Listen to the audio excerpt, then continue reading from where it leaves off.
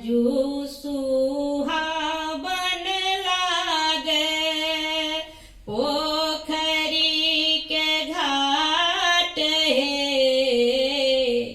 आजू सुहावन लागे पोखरी के घाट हे।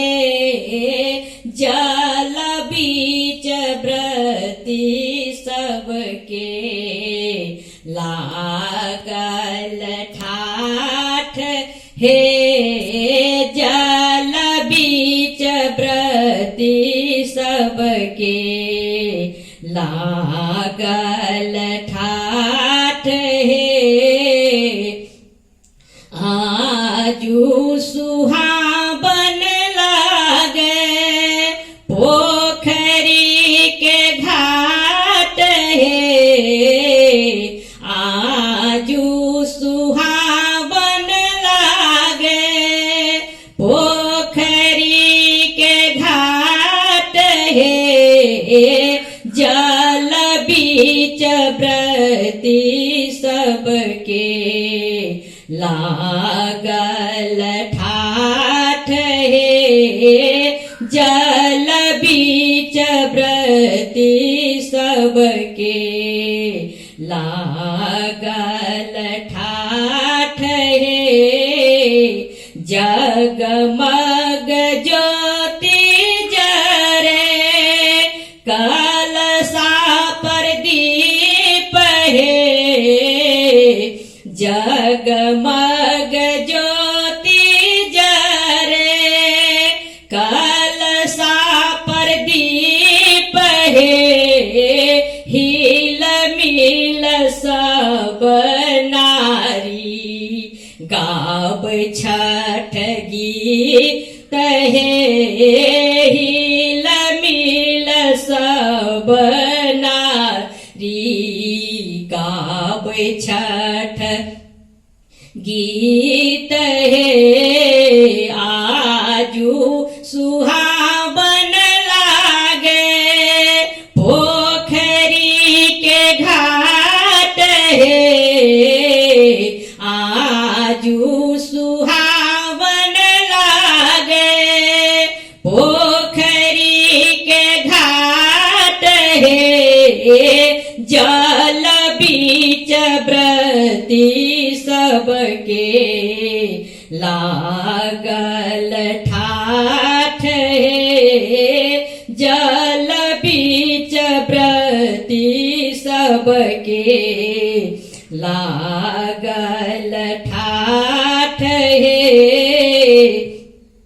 ठकुआ पूड़ी भुसबा संग केरा अनार हे।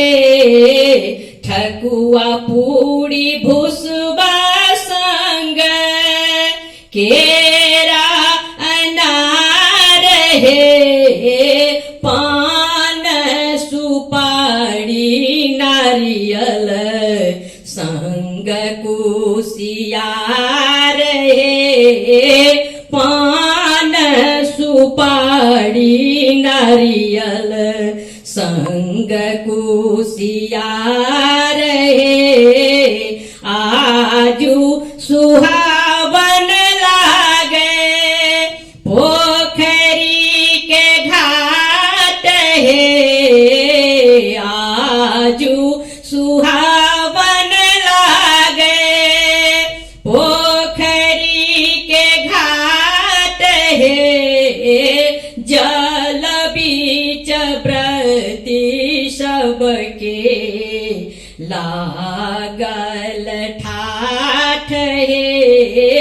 जल बीच व्रती सबके लागल ठाठ हे। अर्घ देबै दीनानाथ के डालल हाथ हे। अर्घ देबै हम डालल हाथ हे।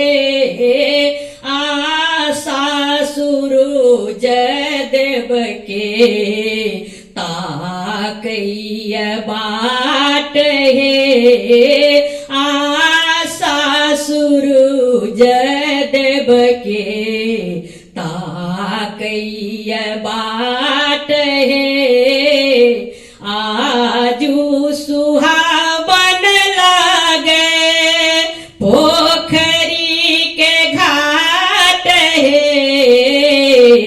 आजू सुहावन लागे पोखरी के घाट हे जल बीच व्रती सबके लागल ठाठ हे जल बीच व्रती सबके लागल ठाठ हे।